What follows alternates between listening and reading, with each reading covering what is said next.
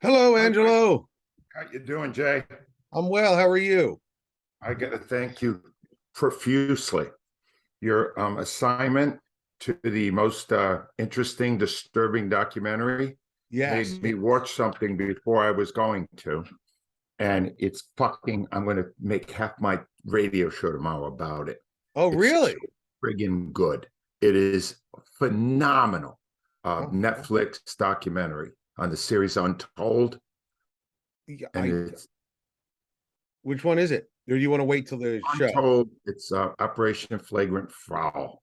Oh, it's such a great. Oh, they destroyed the National Basketball Association.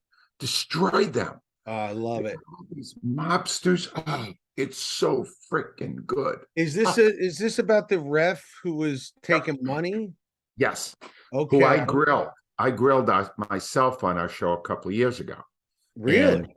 he had said he never fixed any games, but that he knew what was going to happen based on the animosities that develop between fellow officials and players and coaches. And that when a guy had it in for the coach or a star player, he would make sure that he fucked them. Wow. This shows it. This shows it. And then he nails the NBA.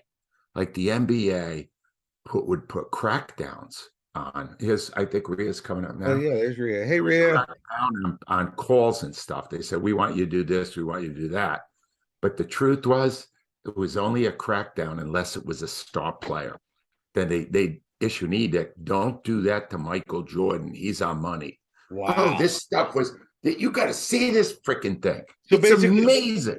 all the stuff we think is happening in the It's happening. it's happening. That's And they amazing. prove it. Oh, it's so good. I'm assigning it to Rhea right now. Hi, What? Rhea. Rhea, Hello. before What? tomorrow morning, you've got to Yes. go on Netflix and you've got to see the latest edition of Untold, Okay. Operation Flagrant Foul, the Tim Okay. Donaghy story. Ugh. No, you got to see this. You will not. It's not about Donaghy. Although they Okay. get Donaghy, they get his estranged wife, they get all the mobsters he worked with. These guys are, but it takes down the NBA. David Stern should be happy he's dead because it killed him. I wouldn't go with that tomorrow. No, I'm going right with that. Let's get started so we can capture this. Okay. Let's do this. All right. Hello, everybody, and welcome back to the TV show. Back to regularly scheduled programming after Rhea and Angelo, who, by the way, thank you guys for joining me again. Had to drop out for a little bit because the Phillies were in the World Series. The Eagles were 37-0.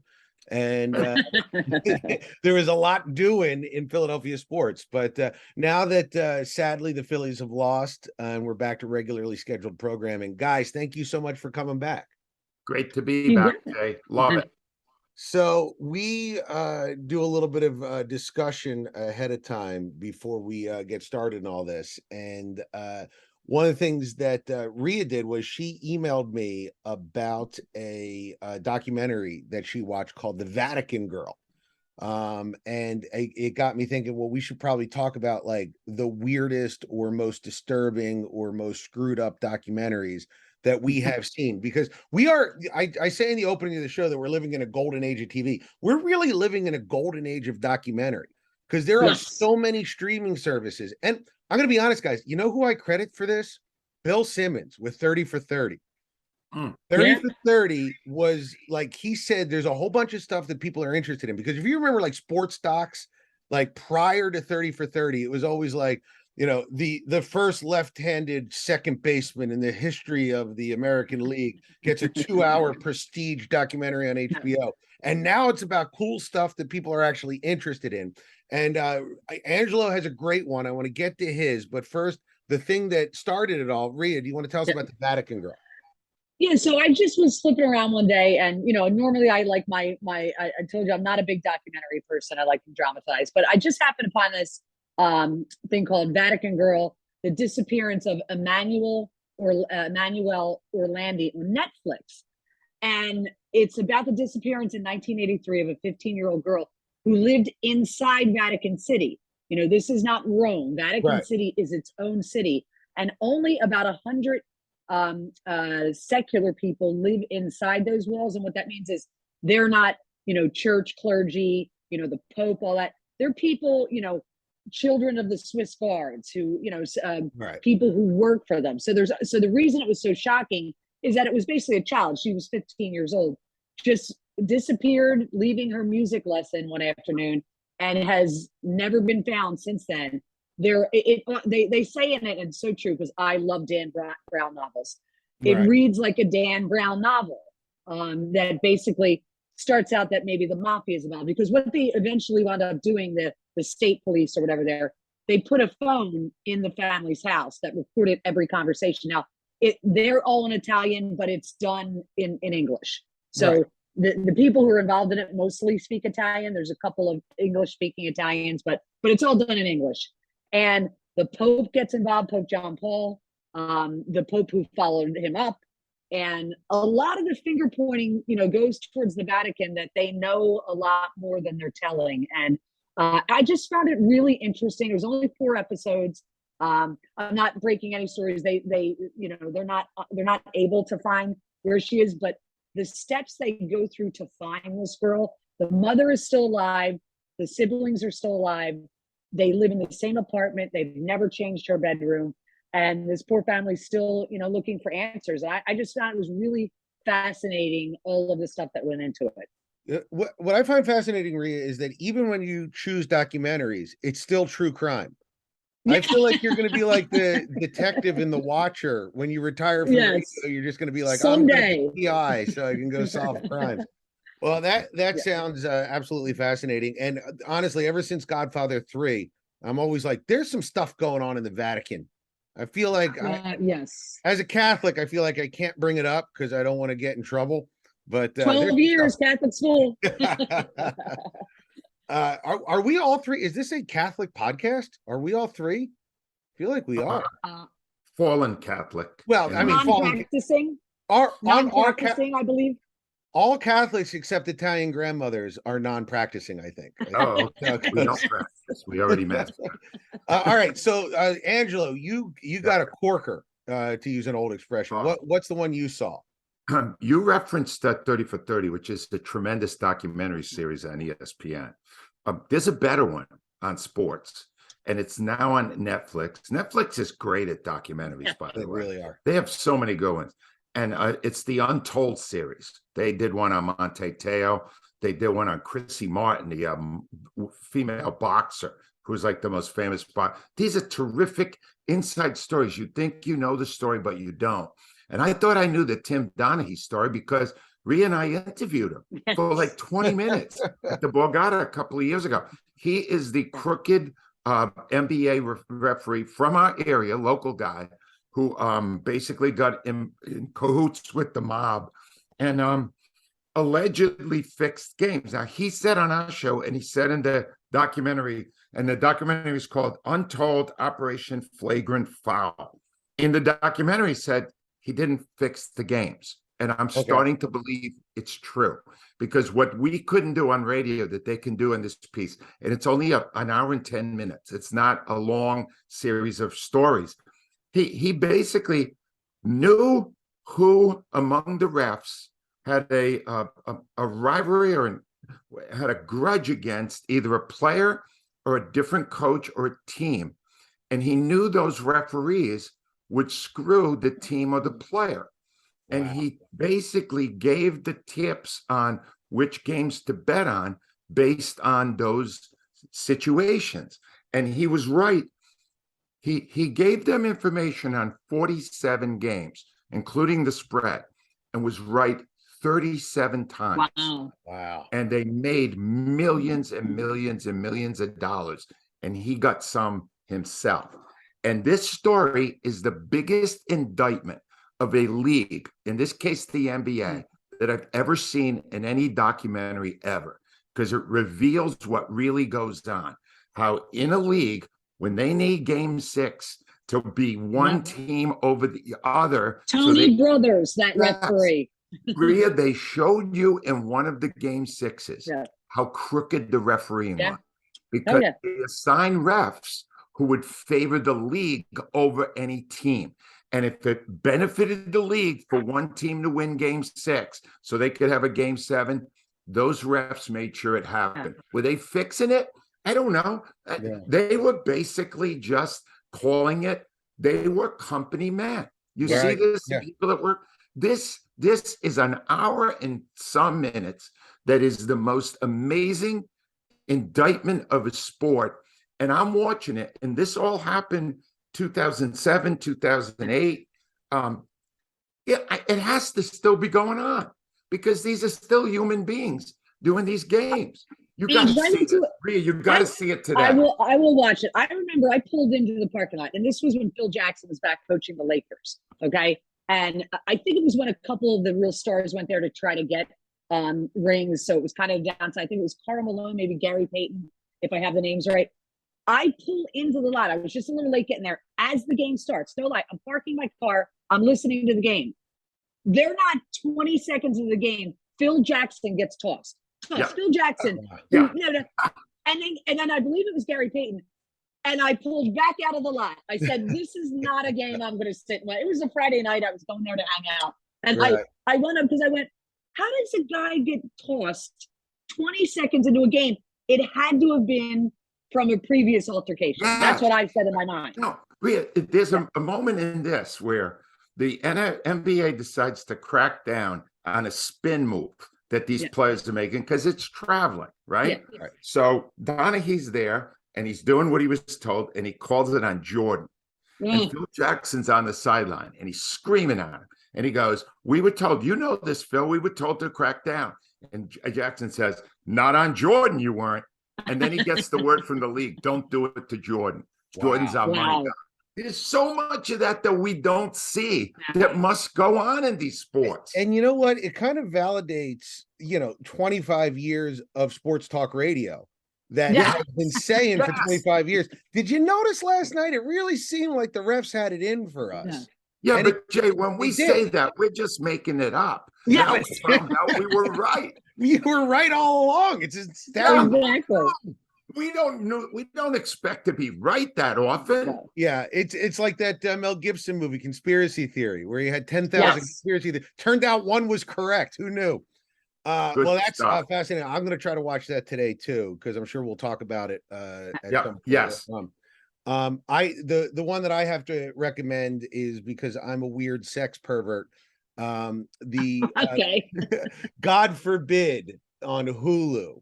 If you don't know the story of Jerry Falwell Jr. and yes, I saw it. It's great. You're right. You watched it? Yes, it's great.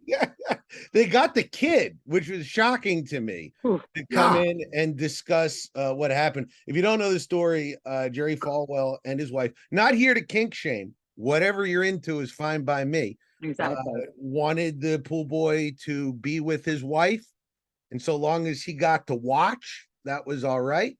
And let's not forget, the reason it's interesting is because he was the head of college that didn't allow premarital sex. Yes. Right. Yes. Yeah. Christian, totally they weren't allowed to have anything to do with sex. He was an evangelical Christian, the son of the Jerry Falwell, the original, a guy who was a big supporter of all things wholesome and family.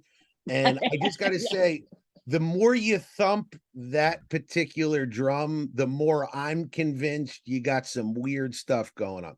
If you're a guy that just goes, oh yeah, hey, whatever you're into, I'm like, all right, that guy's okay. But if he goes, there's no possible way that God would allow this to happen, you go, oh yeah, no, that guy's definitely dressing up at night in some weird outfit.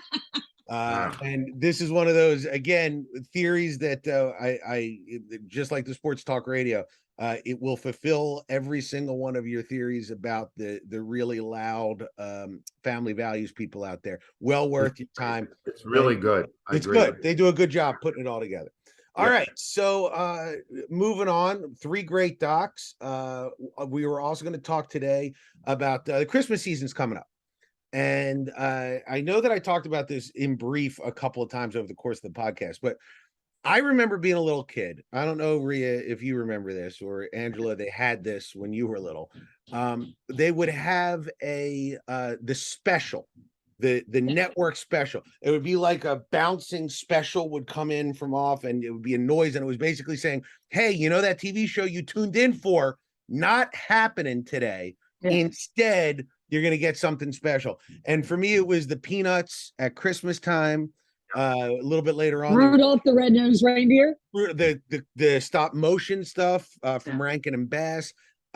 It was a special thing because literally this was the only time you could watch it. It was the only time that it was available at all on the planet Earth was these moments. And I do wonder, do we miss something by having them available 24/7 any day of the week? I bring this up because my daughter wanted to watch Elf on the Shelf, which we own, and Yeah. she watches it in the summertime, and I'm like, you should wait till Christmas and watch it once when it comes on, but she watches it all the time. Do you have any memories of those, anything that was special to you, and do you agree with me we should go back to having a couple of these things just appear once a year? I Well, I go was ahead. with you on Peanuts. I watched all of those Yeah. totally. And now every once in a while I watch that stupid show where people decorate their houses and then they compete with one another. Right, yeah. The Yes, yeah. Griswolds in that TV and the movie, the Christmas movie, and these people are lunatics, and they spend a month putting lights up everywhere, and their Yeah. house looks like a neon sign. And I want sometimes watch that because I enjoy the lunatic fringe, but I've kind of gotten over that. I don't really do much with that now. I don't know. It doesn't work. If there's a Lifetime Christmas movie written by Jay Black, Yeah. I'll always do that. Right. Well, Clark, I got him hooked on it when he was 8, and I thought it was the perfect age because I think it was around the age of Macaulay Culkin, Home Alone. Right. So he watched that like Christmas Day and wound up watching and so every Christmas Day when we're done with the presents, stuff like that, he watches Home Alone. Now he's seen all of them. The first one, obviously, the best, and I'll watch it with them. But when I was growing up, if I remember correctly, the Sound of Music was on Christmas Eve every year. Yep. And That was my my life. family, we would always watch it and loved it. And so it was really cool. That was what I remember from Christmas growing up. There's nothing like ending Christmas Eve with a little Nazi bashing Yeah, to really kick off the Christmas season. exactly. There was Willy Wonka used to play all the time on Christmas Day. Yeah. I guess the closest we have to it now, honestly, is the 24 Hours of Christmas Story, Yep. which I don't care for. Me either. Yeah. I love it. You still love the movie? No, we don't. Neither of us like it. No, Really? no, Are you going to tune into the sequel? Did you see the preview for the sequel? not a chance. No. Zero. They got Peter Billingsley and all of the kids back. It takes place in the 70s. It's him trying to recreate his Christmas experience. Yeah, Oh not my gonna. God. No. Yeah, we're out. We're out. I just look for those signifiers of a season, though. Like when you turn on TBS and you see Christmas Story running, maybe you turn it right off, but you go, "Oh, I'm in the Christmas season." I like that sort of stuff. But But you've written some, right? yes, I have. Well, then don't act like you did. You're not part of it. You have, Yeah. how many of these Christmas movies have you written? I've only 2. Only 2. Oh, there's only one Christmas, Jack. Yeah. Well, I mean, but there's only one plot, so we have to tell the same plot over and over again. Those plots are all the same. Yeah. It's the woman who's the high-powered lawyer Mhm. comes home to help her ailing father with his Christmas tree farm and Yeah. falls in love with the firefighter. I'm going to give you a little insight on that, Rhea, and I hope that Hallmark's not listening. I developed a story with them, and we wound up going our separate ways because we couldn't work it out. But we wanted a normal character has to start flawed so that they can gain something over the course of the movie. So we were giving her flaws. Like our main character was like, sad that she had a breakup, and they're like, no, people don't like that. So we were like, okay, well, maybe she's messy, like her life's a mess, and they're like, no, people don't like that. And everything that we threw out, they shot down. And then we said workaholic, and they were like, that we like, because in America, the only problem you can have that's acceptable is work too much. And Exactly. it's a corporate mandate. They don't want anything else. So if you're listening, Hallmark, sorry, change your mind on that sort of stuff.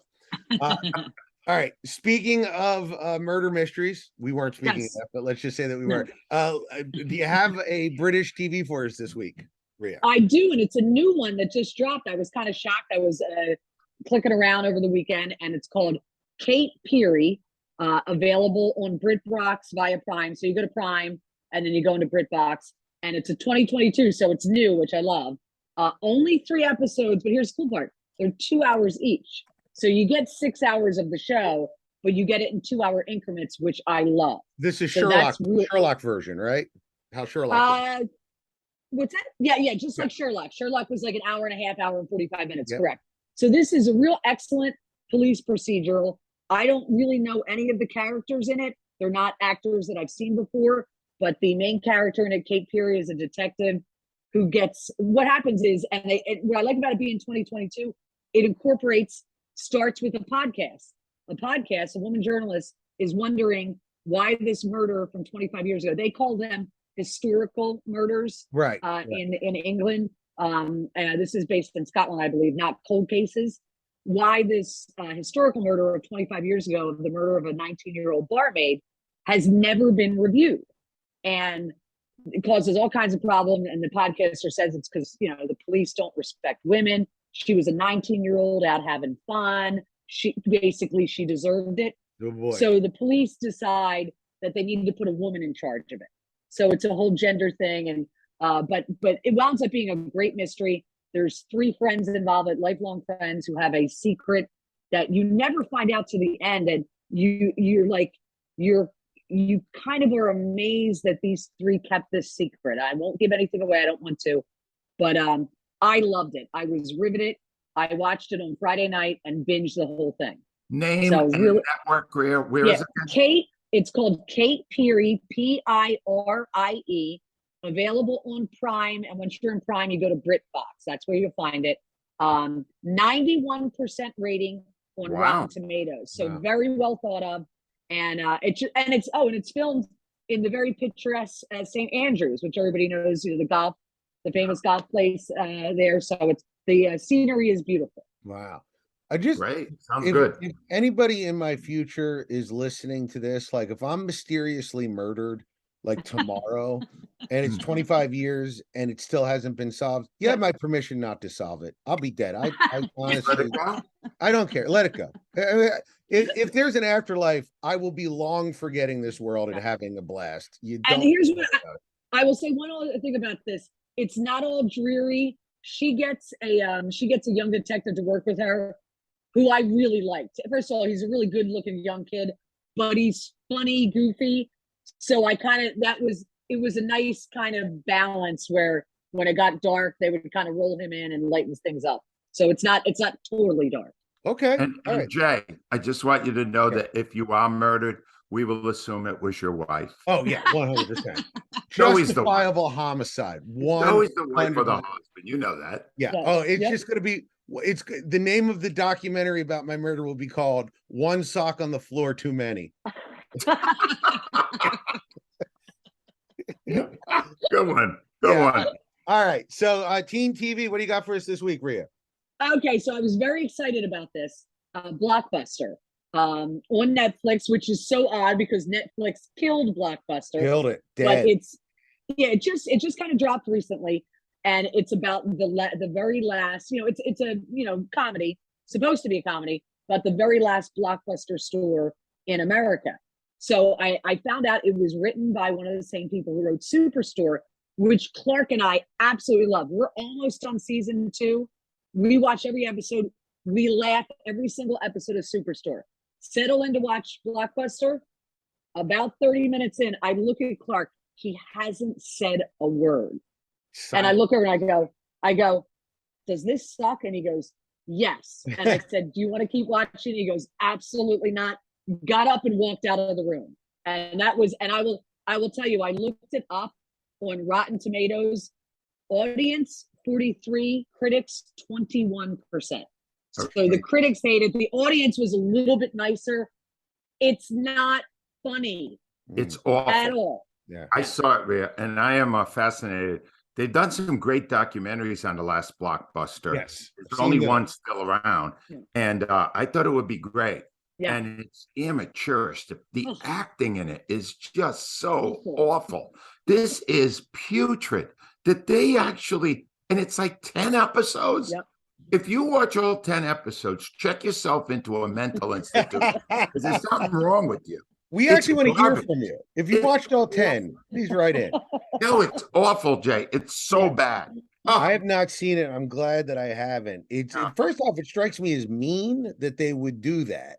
That Oh. like Netflix that would. Netflix Yeah. would greenlight that show. But again, this is one of those ones, and I've talked about this before, that I get angry because I can see the pitch. I can see the guy. It's standing- there. It's there, Yeah, Jay. Netflix there. meeting. The actors are just not experienced enough. I think more experienced comedic actors may have been able to pull it off, and definitely better writing. They were telling jokes, and I was like, am I supposed to laugh at that? Because it's not funny. Yeah, no, it's sitting right there. You're absolutely right. It could be a beautiful idea for a sitcom. Absolutely wasted. All right, Angelo, free reign. What do you got for us this week? A couple of things. I'm not trying to move into Rhea's territory, but when I started watching this, I didn't realize it was foreign. It's out of Sweden, and it's called A Playlist, and it's the story of Spotify and how a computer nerd came up with an idea to basically offer all the music in the history of the world for free. And it is, I didn't even know till like halfway through the first episode that it's dubbed on Netflix. It's dubbed. It's speaking Swedish, so the words don't always sync with the mouth.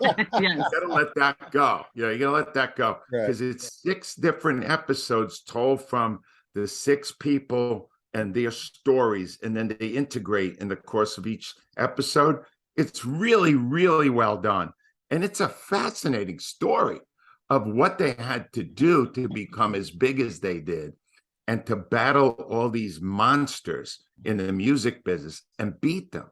It's really, really good. And the other thing I wanted to mention, and you may even be familiar with him, Jake, there's a new show out on HBO called The Rehearsal. And it stars a man who has mastered awkward humor, Nathan Fielder. He's Canadian. We talked about him all the time with his show. Nathan For You was his original. It's now available on Hulu, and it's better than The Rehearsal. But The Rehearsal is also really good because he gets people who are about to have to do something they hate.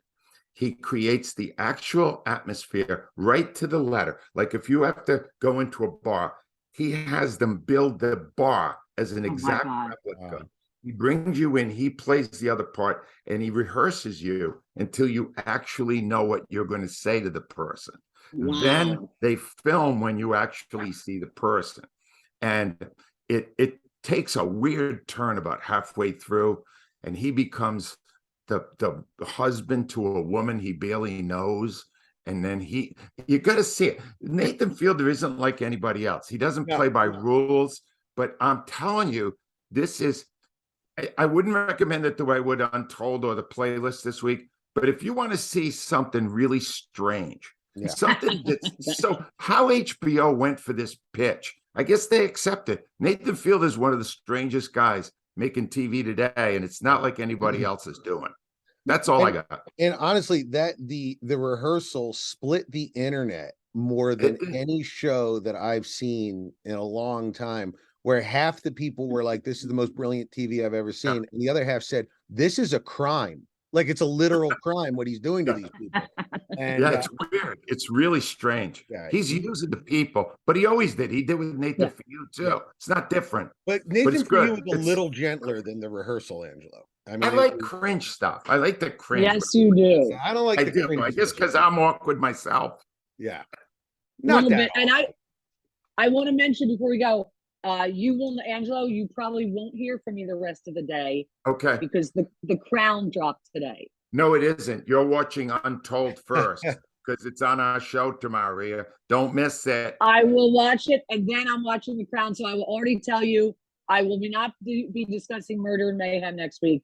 Okay. I will be doing season 5 of The Crown. I'll Just, bet you just will. so you guys know, Rhea, I already watched some of The Crown. There's a lot of crossover between because the Queen has a bunch of money on the NBA, and she loses it, and she goes nuts over the refs. So there's a good Netflix crossover there, so you can do it back to back. All right, guys. Thank you so much for joining me again. It's last week, just to keep us going, I did a solo episode. It was our lowest ranking by far. The people have spoken. They're like, maybe because we weren't promoting it. Could have been that, or they could have seen Jay does a solo pod when Rhea and Angelo are away at work, and they said, I'm just going to skip that. I don't think I need to hear Jay speak. Well, we hope to be here every week, Jay. Well, thank you guys so much. Have a great rest of the day and a great week. And Angelo and Rhea, I'll talk to you Friday on the radio. Thanks. You got it. All right. Good episode.